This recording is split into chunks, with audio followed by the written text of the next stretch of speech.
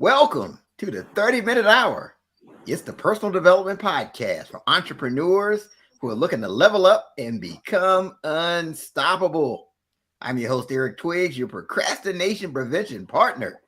Joining me as always, you know him as the super CEO, the business strategist extraordinaire, and all-around good guy, Ted Fells. Happy Monday.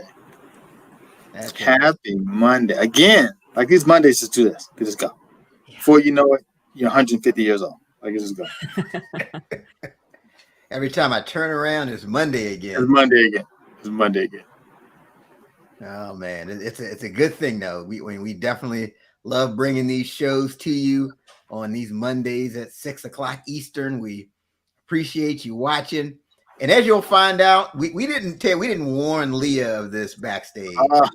We left this out. Like, this is not your everyday podcast. Not your everyday podcast, Leah. We do it a little different. Okay, I'm ready. We do it a little. You warned me a different. little bit, but I don't know what's going to happen. We do it a little different. Eric, tell them a little bit about this morning. Thank God it's Monday. That was a great session. Yeah, absolutely. We talked about being grateful, and we talked about this idea of 150,000 people die every day globally. As the world spins, yes. As the world spins, so you have to be available, and then if you're available, you have something to be grateful for, right? You woke up today, that you've got an opportunity to experience the better. You have an opportunity to achieve and exceed your goals, right? Every day is a day of possibility. And that was really the theme. So if you're alive, you still have a chance. Still got a chance, right? Still got a chance to get it done if you're alive. Absolutely. If you're not so much. It's over. It's over for you. There you go.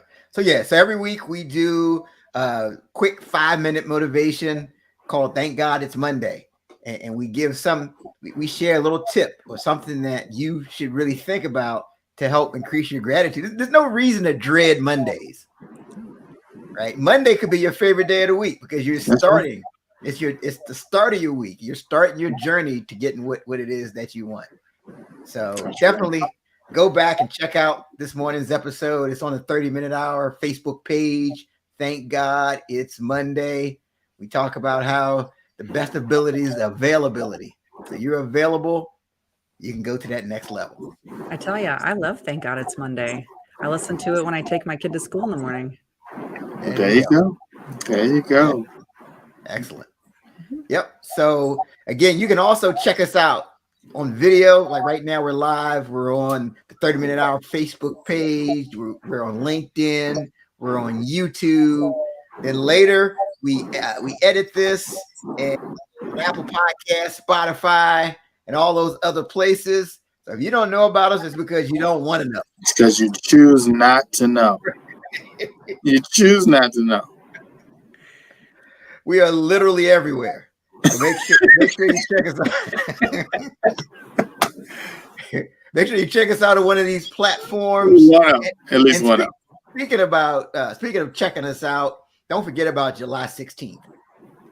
July 16th, mark your calendars. Leah, mark your calendar. July 16th. I got you. This is going to be a good episode. So July 16th, from 9 to 12, we have the What Now Movement Summit. The theme is moving the needle in your business. We're going to talk about how to move the needle. We've got great guests. We're going to have a panel of authors talk to you about how they move the needle in their lives from 9 to 12. Make sure you go ahead and guess what? It's free. It costs free 99. Free 99. Look at it. Where's your excuse? Exactly. Now, don't be saying, hey, Ted, I'm a little short. No, you're good. You're good. This is free. This is free. Can you loan me some free? No, you don't need to say. You got all your free. You got all the free you need. There you go. All it costs is time. That's it. Right. It's an investment of time. There's no cost to it. All you do is go to the What Now Movement website, the whatnowmovement.com, and you'll see the link where you can register for that. But it's going to be awesome. July 16th from 9 to 12, moving the needle in your business. something that you do not want to miss. All right. So today we're going to talk about 5 strategies to triple your LinkedIn following. Yeah. That's I mean, who doesn't want to be LinkedIn famous? Exactly. I love LinkedIn. I agree. So do I. We're going to talk everything LinkedIn. Our guest, she's the director of strategy and sales enablement and lead LinkedIn trainer at Bliss Consulting. She's an engaging speaker with deep subject expertise in LinkedIn algorithms, social selling, and the day-to-day habits it takes to build engagement. And let me tell you, let me stop this real quick. So, I talked to people before we decided to bring them on, and she was talking about LinkedIn, and I consider myself to be pretty well versed on the topic, and she hit me with 6 or 7 things I hadn't heard before. He was like, "What?" It was a great like discovery interview because Eric was just like, Right. I got this LinkedIn thing down. And then I'm just like, pop, and he's like, oh. Right. Oh, let me write that down. I said, yeah, let's get her on the show. This would be good. But she's also a mindset coach whose mission is to empower others to live their best Bliss life. So please join me in welcoming to the 30-Minute Hour podcast, Leah Bliss. Welcome. Thank you. So excited to be here. Yeah, it's so exciting to have you on the show. Before we really get into the meat of these 5 strategies and what people need to know about LinkedIn, let's give people some of the backstory of how you got here. So I know you were at Southern Utah University. Yep. As an undergraduate. Like, what was the vision you had for your career at that time? I had no vision. I'll tell you, my undergrad degree was supposed to be in opera performance. And you too? I had the same. What? Wow. I mean, what are the odds? 2 opera singers. A small world, I tell you. Small world. Yeah, so I did opera. I mean, I studied opera all in high school, private coaches. Actually, my voice coach was the same voice coach for the movie The Greatest Showman. So could have been me, but it wasn't, because I realized, the arts don't pay money. So then I was like, I know. I'll go to hair school. That's better. Yeah. It wasn't. No. It was not. And I spent a lot of time. I was like, then I decided I'm going to live my Devil Wears Prada best life. I'm going to go work in fashion. I'm going to get the Gucci boots. It's going to be great. And I did that for a long time, retail management. And then I realized, like, oh, wait, I like money. So through all of that, I started doing mindset coaching. I was working one-on-one clients really closely. And when the lockdown happened, I committed to consistently just posting content. And every day for like 2 or 3 months, I just posted these 1 to 2 minute videos. And someone saw these videos, said, I think we could get this girl on camera and train her to train salespeople. This person approached the president of a LinkedIn training company and said, I think you need to hire this Leah Bliss girl. And the president of the company was like, you think? Really? The behind the scenes version of that story is that it was my stepmom and my father. And my dad was like, oh no, I'm overwhelmed with my business. If only I could clone myself to help me in my business. And his wife was like, you did 5 times. Hire your kids. So that's how I got here. Got trained up. Bliss Point, the company that he started. You see, we like that bliss. Yeah. I see what you're doing with that. Yeah. So when he started it, he started sponsoring the largest independent LinkedIn algorithmic research report, took that data, combined it with human behavioral science, and put it into this spectacular training that teaches salespeople how to do LinkedIn better. Mm. And so I got brought in, trained up on the algorithm, on the research, tested it out. And then so on the one hand, data scientist, on the other hand, game show host. Mm. And here we are. Wow. Making magic happen. Interesting. So if you could go back and talk to your younger self, knowing what you know now, what advice would you give her? Oof. Don't date that guy. He's a creep. He's a creep. All of them. Don't date that guy. Focus on your career. I just didn't know what I wanted.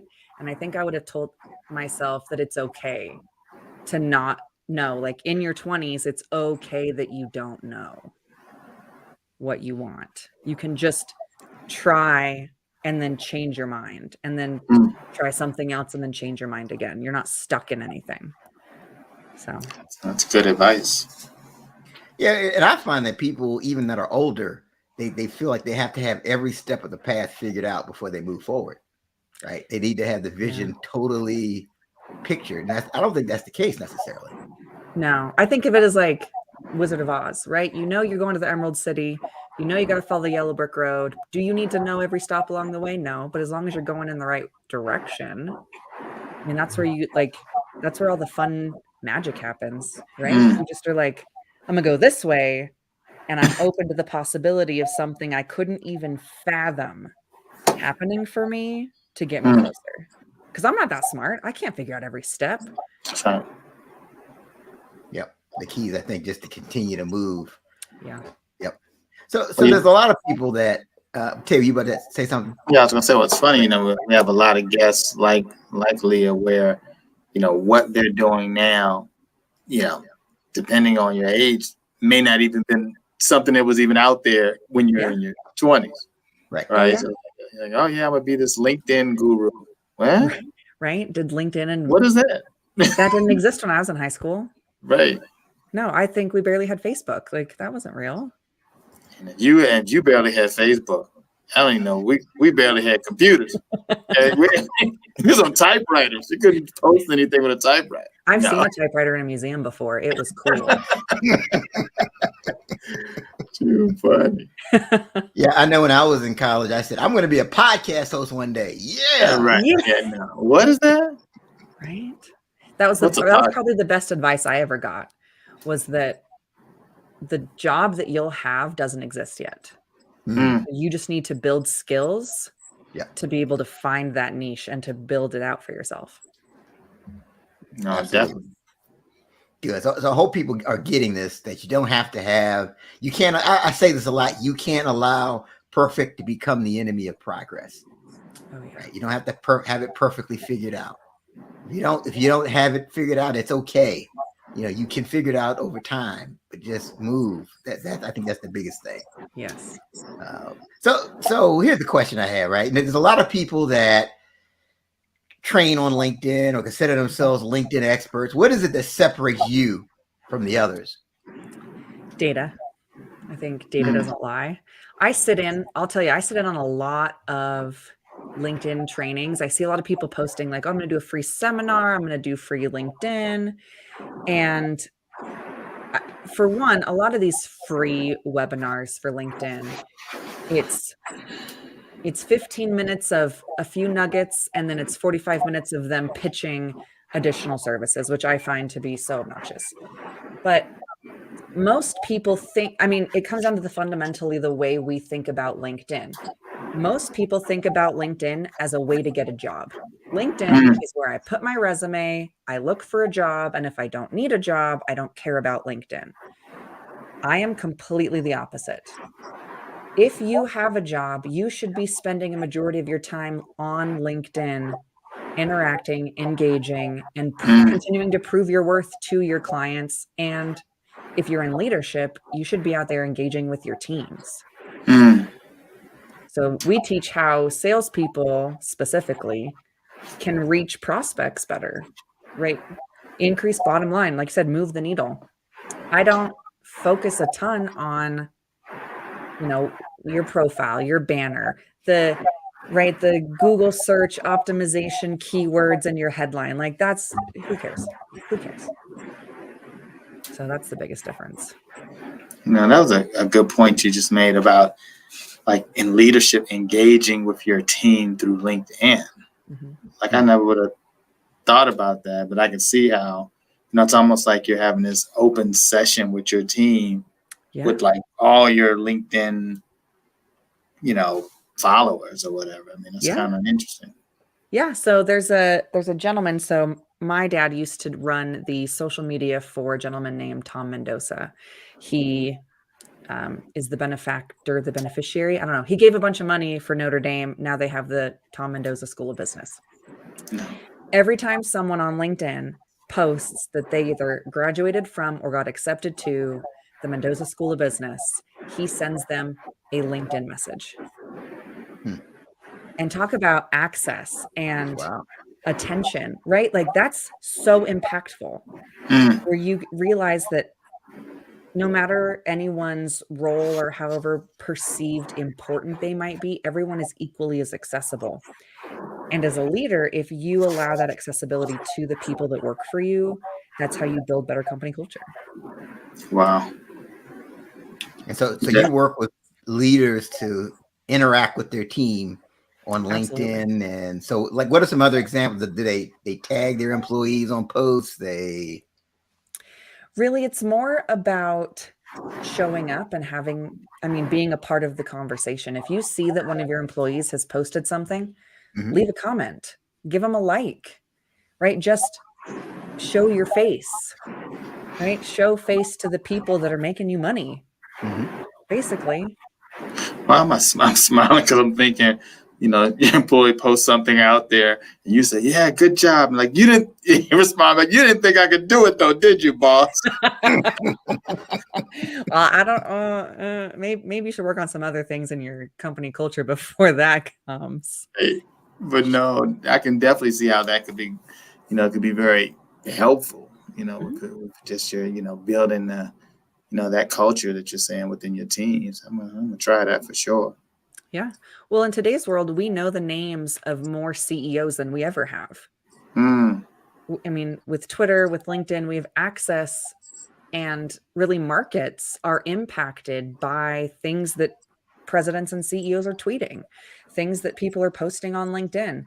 And so at this point, there's this quote that we use a lot at Bliss Point, and it's that if you can't show that you've mastered 21st century digital tools, how on earth are we going to trust you to run a 21st century company?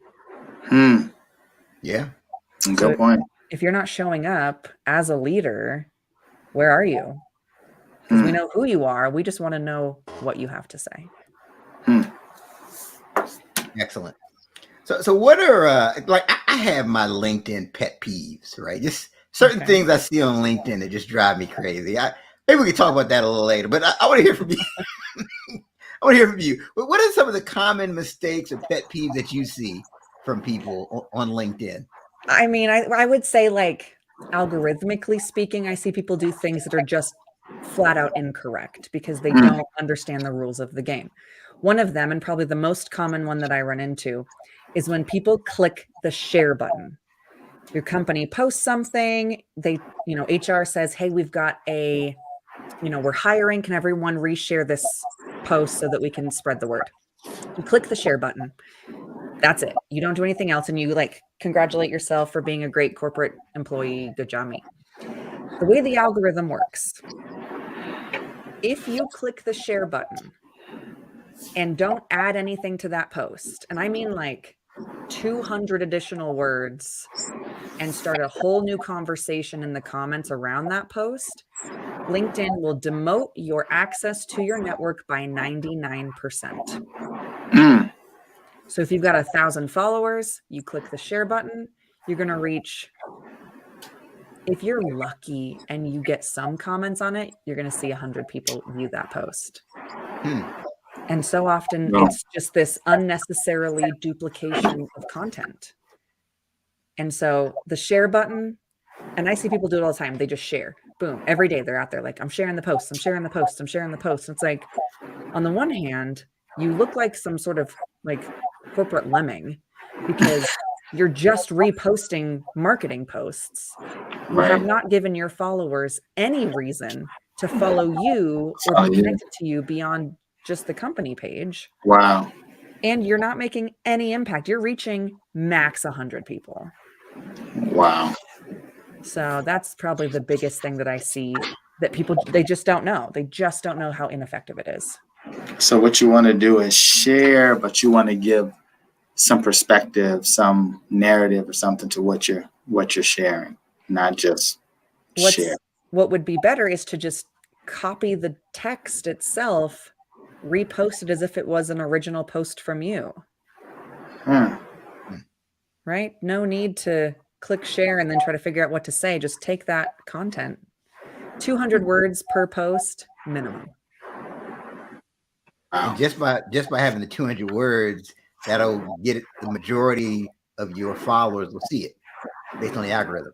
Yeah, I mean, there's a lot of other things. There's a whole playbook that we teach when it comes to posting. But the other, I would say, if we go back to things that I hate to see on LinkedIn, too many hashtags. It's not Instagram.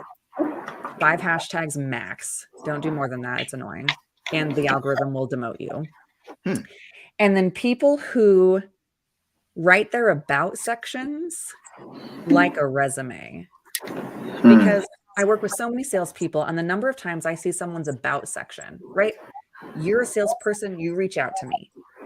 I'm your prospect. I come to your page, and in your about section, you're talking about being an aggressive salesperson who regularly hits quota and generally expands the footprint of the company within large corporations. As your prospect now, I realize that I am just one of those numbers for you to hit your quota. And any kind of love I felt for you has gone. It's gone. Don't tell me, right? And people don't realize, like, hey, if you have a job, don't write your LinkedIn profile like you're looking for a recruiter to contact you. Write your LinkedIn profile as if you were taking that moment to have a one-on-one conversation with the prospect. Tell me how you help me. Tell me why you matter. Tell me why I should work with you and not your neighbor in the cubicle next to you. Right? Pitch yourself, not your company, not that you need a job.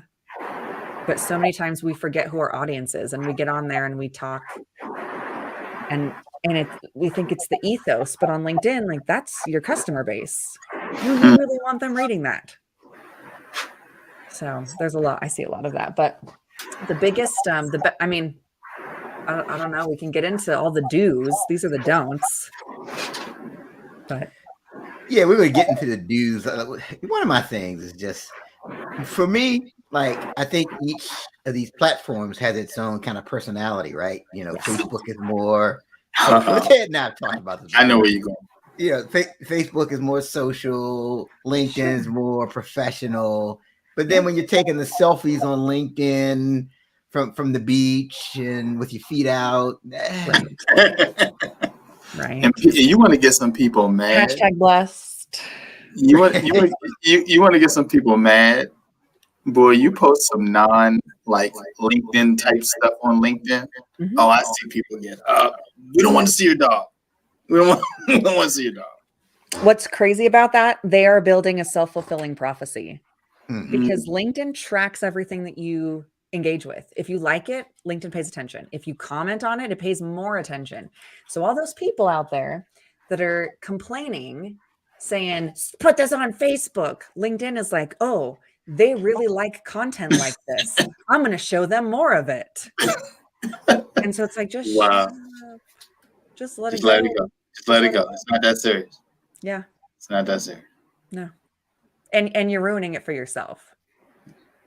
People are like, I see a lot of political posts on LinkedIn. I'm like, really? Because you're commenting on them. Because you're commenting on them? I don't see any political posts. I rarely do it. You're right. Yeah. Yeah. So okay. And now that we've kind of gotten that off our chest, all these little pet peeves and things like that, let's share what are 5 strategies that people can implement to triple their following. Sure. So if you want to triple your following, the single most impactful thing you can do on LinkedIn is comment. The most impactful thing, because let's face it, we all go out there and we post, and you could write the greatest post. You could be waxing poetic and everyone is so impressed with what you say, but they're going to be more interested in you if you tell them how great they are. That's about the easiest thing ever. And so I'd even put it to a challenge. If you were to go and comment on 2 different posts 5 days a week, you would see between 100 and 300% increase in profile views. Wow. Simple as that. So comment, and then comment effectively. People who leave, I do this in my training all the time. We talk about great job, thanks for sharing. Great post, thanks for sharing. How many times do you see that comment? Right. Someone left it on a post that I had done the other day, and I was like, is this a joke? Is this a joke? Do not post that. Great post, thanks for sharing. Because on Facebook, on Instagram, you're having a conversation with the person, right? Eric posts something on Facebook. I'm like, oh, Eric, that's so cool. Let's talk about it. Great. On LinkedIn, every time you comment and every time you even like something, it takes the post and your comment and shares it to your network. Wow. So instead of talking to the author of the post, you should be talking to your network about the topic in the post. Think of it like you're at an art gallery, right? You're not going to walk up and be like, Van Gogh, buddy, nailed it. Starry Night, killed it. You're not going to do that. You'll turn to the person you're with and comment right on brushstroke patterns and color choices. And that's how you should be commenting on LinkedIn. Hey, I really found this interesting. I absolutely agree with you. I think that the way that cybersecurity is going in America these days is something that we should all be talking about. Blah, blah, blah, blah, blah. Yeah. Your audience should almost be able to read your comment as was it TLDR? Too long, didn't read. Tell me what it said. Tell me what you think about it. Wow. And if you shift that, I knew a guy that had a 5,000% increase in profile views in a week. So just from commenting, like you're saying, just from commenting with the intent to not speak to the author, but to the audience. The audience. So basically, if Eric says something out there that I think is so profound, and I comment on what Eric posted, all of my followers will see what I commented on. All of them will have the opportunity to, whether or not it shows up organically in their feed, it won't be 100%. It'll be a percentage of those people. But it's another big takeaway. How do you know who's seeing your posts? Well, first off, every time you make a post go live on LinkedIn, it is shared with 10% of your network organically. Only 10%. Because LinkedIn only wants its platform members to do one thing, and that is start a conversation. So for the first 2 hours after you make a post on LinkedIn, it will test to see how much 10% of your network begins to comment on that post. If you can get more than 10 comments in the first hour after making a post go live, you can absolutely guarantee take it to the bank, get 1,000 views on that post. Even if it's a picture of your feet on the beach. Guaranteed. Put some socks on. Put some socks on. Gosh, dang. I want to see that. So I just have this social media rule of thumb, right? If let's say if I put a post out there and you comment, I'm always going to comment back. Yes. Always. Just because my understanding is that that's going to impact the algorithm and potentially more people will see the post. Yeah. So, you're looking to get 10 comments in the first hour. Your comments in response to the comments you get count as comments. Yes. So really, you just need 5 people to show up to your post in an hour and you're golden. So another thing, if you want to gain a stronger LinkedIn following, stop posting so much. Because LinkedIn, less is more, less is more. Just everything you know, just turn it around. Just make it the opposite. It's just opposite day on LinkedIn. Wow. Because LinkedIn sees each post as an opportunity for conversation. It's not here for marketing. It's not here for promos. It's not here for shout outs. It's not an email blast. Every time you post, it's an opportunity for conversation. So if I put up a post this morning, if I made a post within 4 hours of that first one, LinkedIn would say, no, you can't have 2 conversations going at once. We're still checking that first post to see how engaging it is. Your second post will be hidden from 99% of your connections. Wow. Waste of time. Don't do it. Once a day is plenty.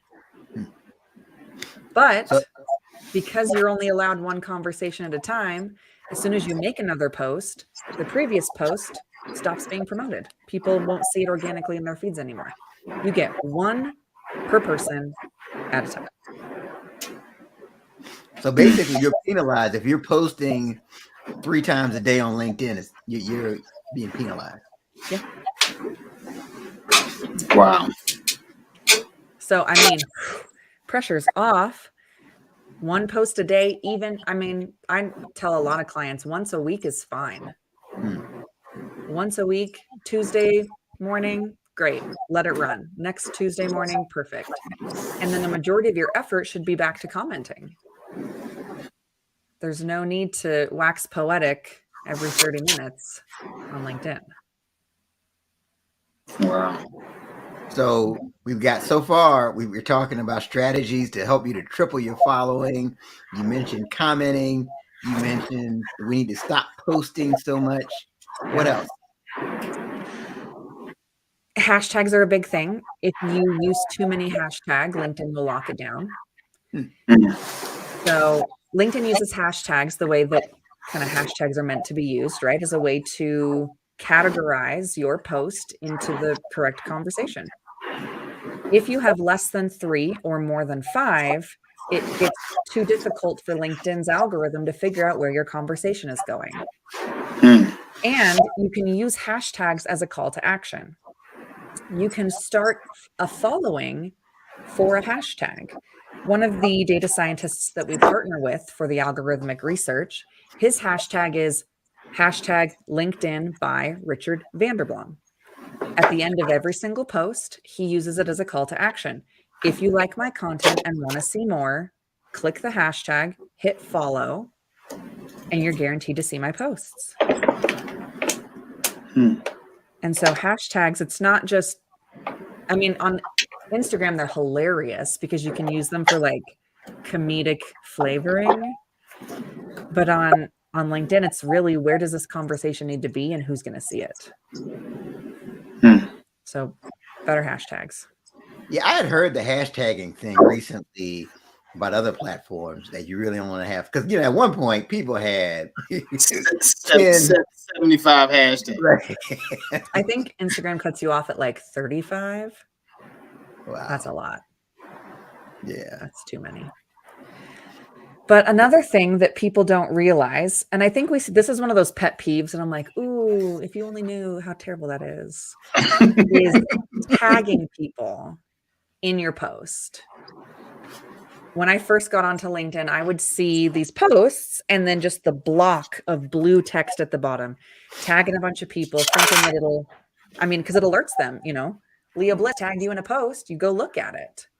But if you see your name of 1 of 50 in this just terrible blue block, that doesn't engage you to, want to participate in the conversation. But what LinkedIn does on the back end, if you tag someone in a post and they respond with either a like or a comment, the number of people that they show it to, like your reach is increased. They promote you. If you tag someone and they don't respond and they don't interact with your post, LinkedIn's like, oh, that must be spam. Let's demote it. Let's take it down from followers. So understanding strategically how to tag people is important. So now that's interesting. I've never heard that before. So you're saying if I tag Ted on a LinkedIn post and Ted doesn't respond, like, or comment or anything like that, then basically that limits the number of people that are going to see that post. They're going to lock it down and be like, ooh, you're trying to spam Ted, and we don't want that to happen. So let's not reward you.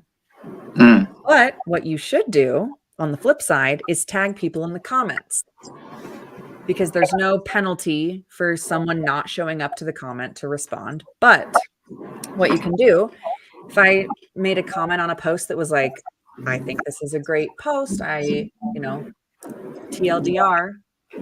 talk about it. And I said, at Eric, you and I were talking about this earlier. What do you think about this topic? Now you get alerted. Oh, Leah tagged you in a comment. You go read it, see yourself being asked a direct question that you will very naturally answer in the form of a comment, increasing the number of comments on the post. Okay. So the problem is when you tag them in the actual post itself, not if you tag them in the comment section. No. Okay. But again, if I just tagged 30 people in a comment, that's doesn't make you feel good. But if I tagged you and asked you a direct question, asking your insight and expertise on a topic, yes, I will give my opinion on that. People love giving their opinions. You ask them anything, like, yes, I will chime in. Thank you. So great way to hack and get people to start participating. I think the last thing, and we talked about this before we jumped on, is just the consistency. You're not going to become LinkedIn famous overnight. You're not going to become a top voice in 2 months. Showing up consistently, providing effort, and providing value to your network, people start to take notice. People start to show up. You start getting fans, you start getting followers, you start getting people that are always going to show up to your content. Your ride or dies. And the more of those you get, you can't let them down. That's the Jerry Seinfeld thing. Don't break the chain.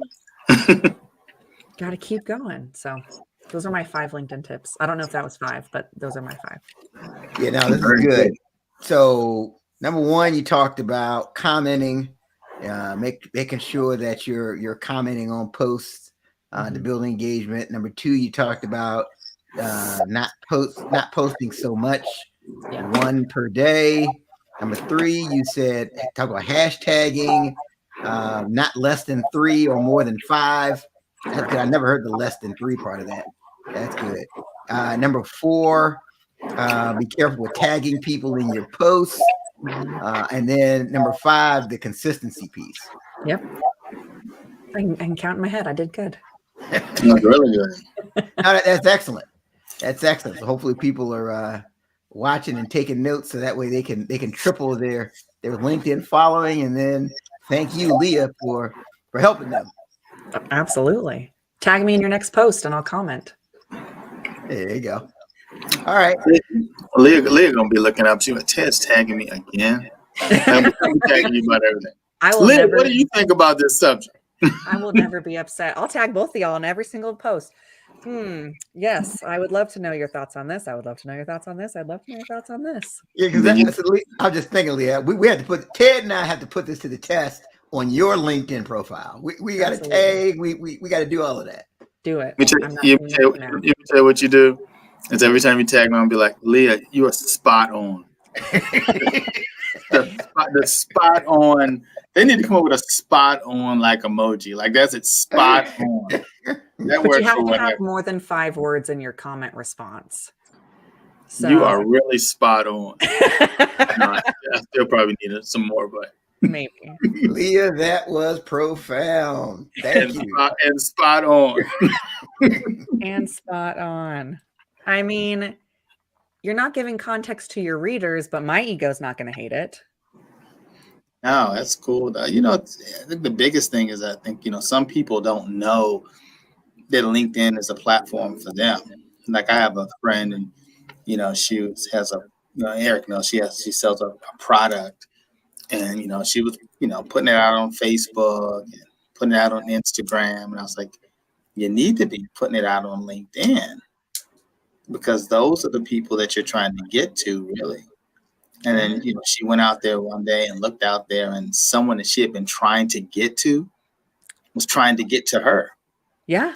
And you don't know unless you show up. It didn't know. And I was like, those are the people, those are the execs, those are the people that are looking for, the products. And yeah, I mean, that's where the money is. Mm-hmm. So it's funny. Eric knows anyone around me knows I'm very active on LinkedIn. And I said, man, LinkedIn is like my match.com. I'm out there looking all the time as a business person. I'm like, okay, oh yeah. He's interesting. She's interesting. Yeah. Oh yeah, that can help. Okay, let me let me reach out to connect. And it's funny. After doing so many, it's funny. LinkedIn will say, oh, you're doing a great job of networking and all, but why don't you just go after and connect with more people that you know? I'm like, I know them. That's not who I want to connect with. I know those people. I'm trying to get to some of these people I don't know. So I'll tell you a bonus, a secret, how to get your prospects to reach out to you. This is what we teach primarily with salespeople. When you've identified a prospect, someone that you really want to talk to, the last thing you should do is send them a connection request. Really? Mm-hmm. I know. It's opposite day. I told you. The last thing you want to do is send them a connection request. The first thing you want to do is go out and engage with their content. Go out and leave great comments, because people like people who give them attention, who pay them attention.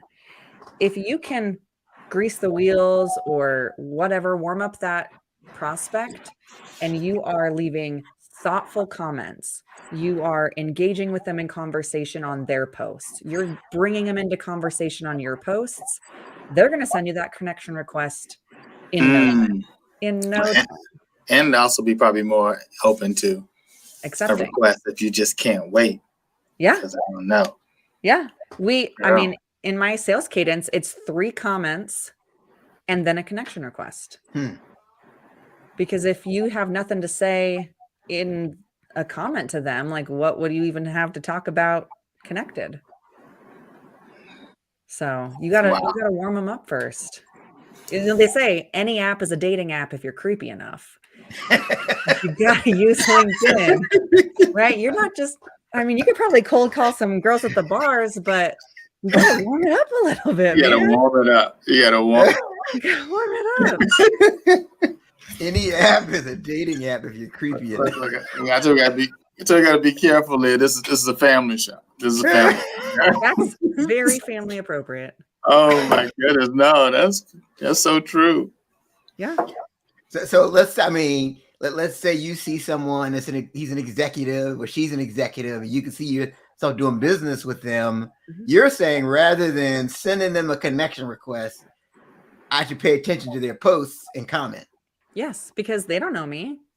Why would they care to connect with me? I want them. I need to make them want me.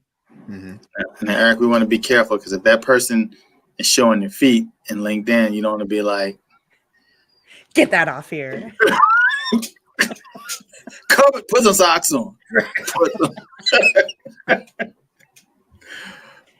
No, that makes sense though. When they start seeing you, but they're like, who is this guy Ted that's just showing up in everything that I post? He likes me. Ooh, yeah, I'll connect with him. Because he's creepy. He's creepy. He's stalking me. He's LinkedIn stalking me. Yeah, but I'm sure that you, being both very intelligent men, could figure out a way to formulate comments that did not give that vibe. Leah's basically said, don't mess up my advice. So I mean, you two intelligent guys, don't mess it up. Don't be a creep. Don't tell people I told you to comment if you're going to be commenting all weird. Oh, that's my takeaway. Don't be creepy. Don't be creepy. That's all social media, please. So you're also a mindset coach. You empower people to live their best bliss life. I do. So what does it mean to live your best bliss life? Well, I just put out a book called Everything Is Your Fault. And I think that's how you live your best bliss life, is that accountability.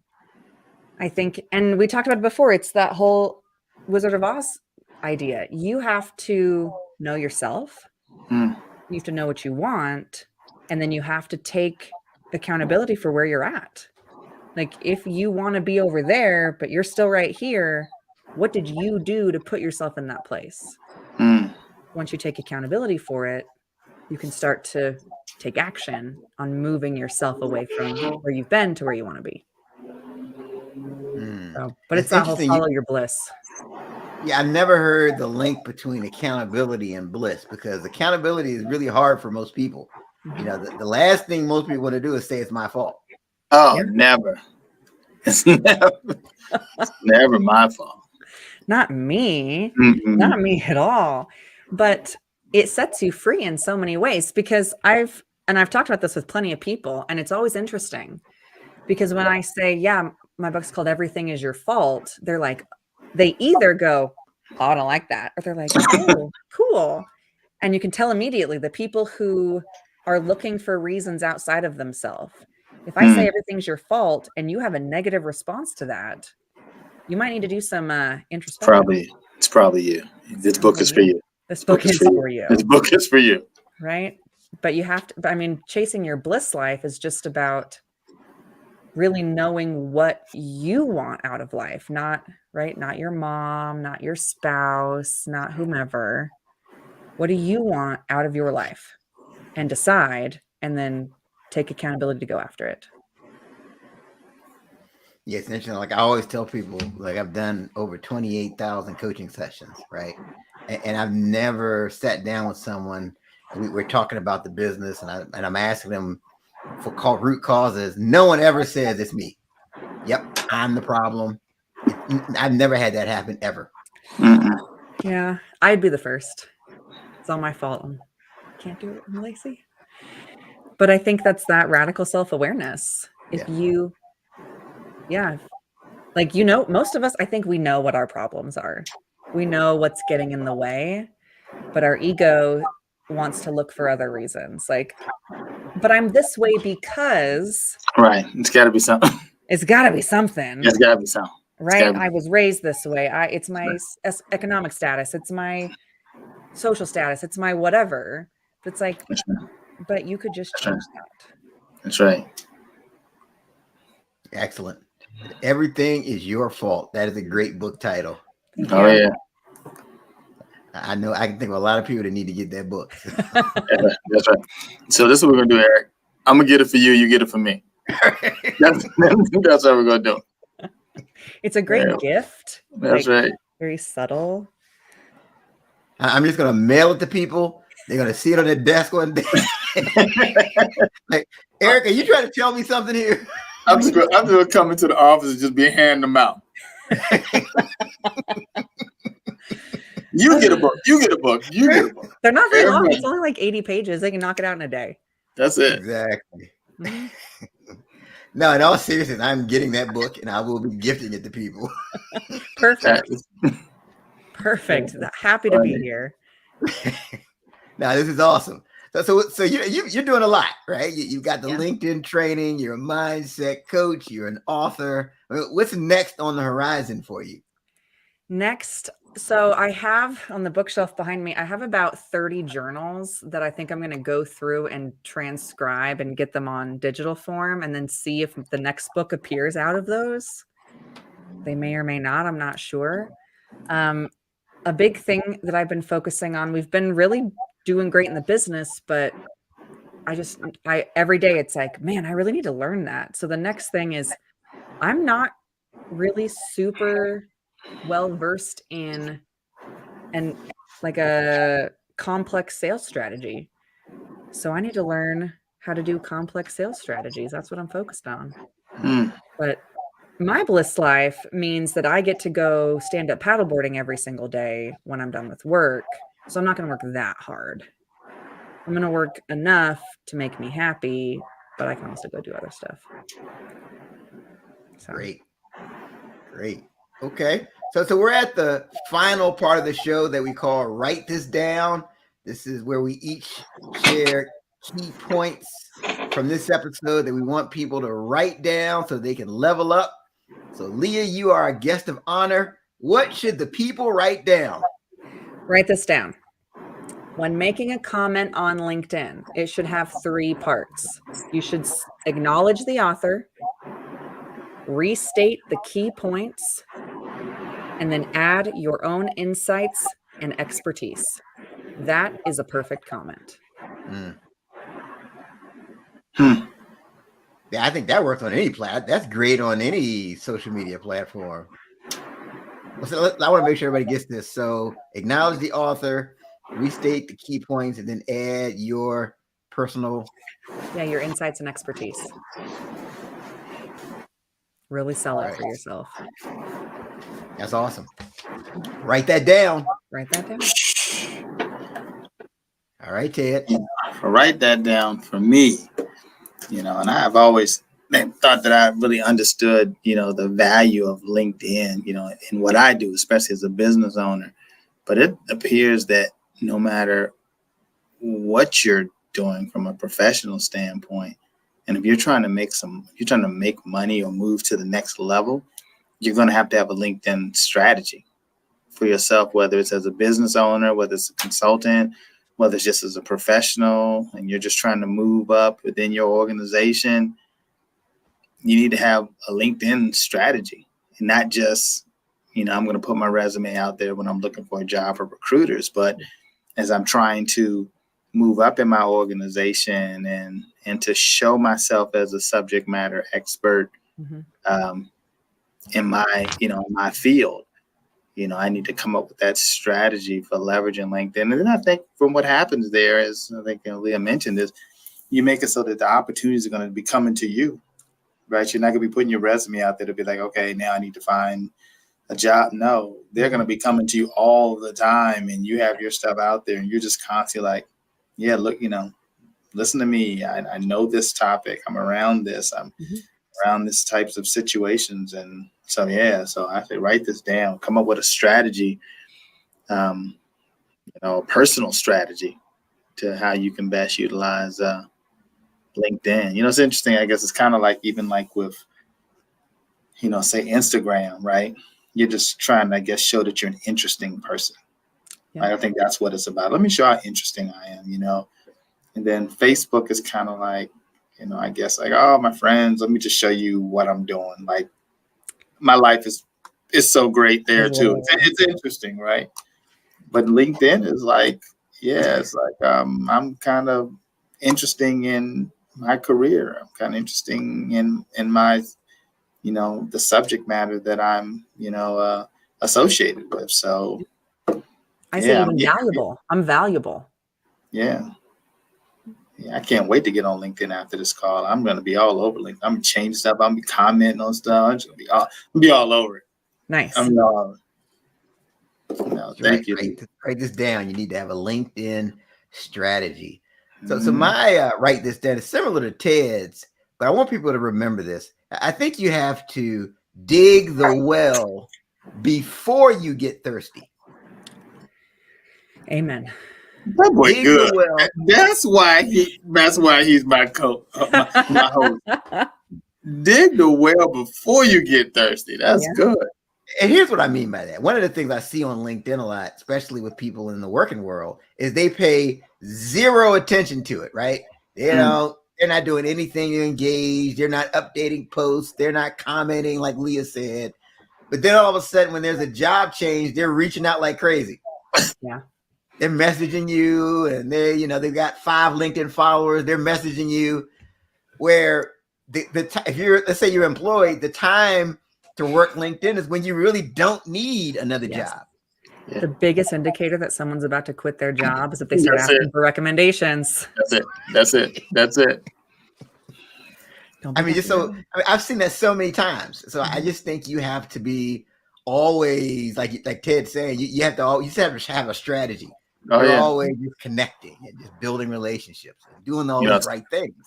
It's funny, like, you think about when someone comes to the office and they're dressed up and they're never dressed up. Oh, you must be going to get an interview, right? The You know that. That's right. You're going to interview. I'm sure you're going out to lunch today.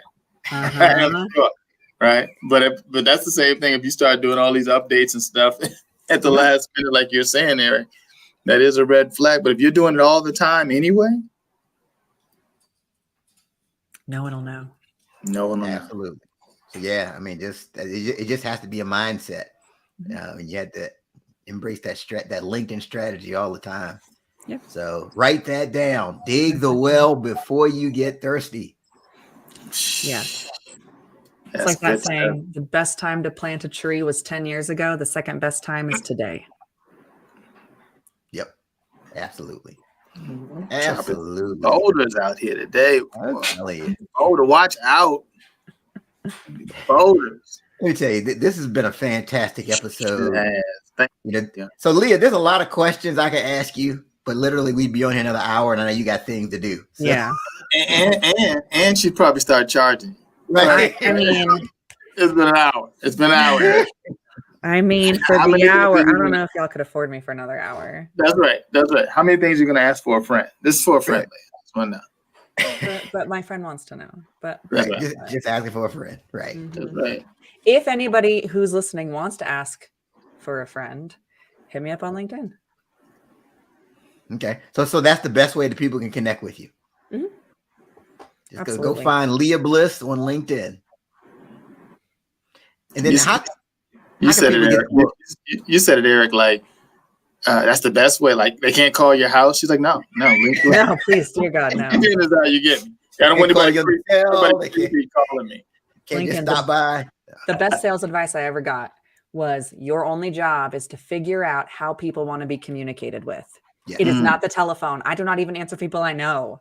Little people I don't know. Connect on LinkedIn. Send a connection request with a note. Like, tell me that you listened to the podcast episode. I'm not going to just connect with randoms. No. She was serious about that. Who are you? Who are you? I don't need you. And then how can people get your book, Everything Is Your Fault? It's on Amazon. You can find it on Amazon. It's also on my website, blisspointconsult.com/books. Great. All right. So thank you, Leah, for everything you shared and enlightening us on LinkedIn strategies that we're going to go out here and triple our following. It's going to be great. That's it. Yeah. That's it. You can do it. You'll be so famous. You'll walk into bars. People will buy you drinks. You'll start getting merch deals. That's it. That's not how LinkedIn works. So Leah, quick question. Do you still do the opera? No, I do karaoke though. I got mean karaoke. What's your go-to song when it comes on? It's like this. That's my song. My karaoke song is "Valerie" by Amy Winehouse. Oh, okay. My song. Okay. Excellent. Works every time. That's the one. Mm-hmm. Well, we promised that this is not your everyday podcast. That's for sure. And by the way, for everybody, don't forget to share the show. Share the show. Now put something with it, though. You got to put something with it. You got to say something. You can't just share it. Yes, it's great. It's amazing. It's amazing. More than that. That's right. You have to have comments. If you shared it on LinkedIn, make sure you got 200 words. Yes. Spot on.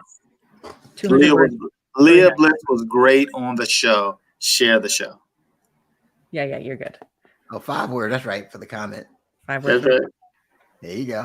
Yeah, don't forget to share the show. Don't keep us a secret. Again, special thanks to Leah Bliss for coming on the show today. And don't forget to listen to us on Apple Podcasts or Spotify or any of those other places you consume your podcast content. And until next time, have a great one. Have a great one.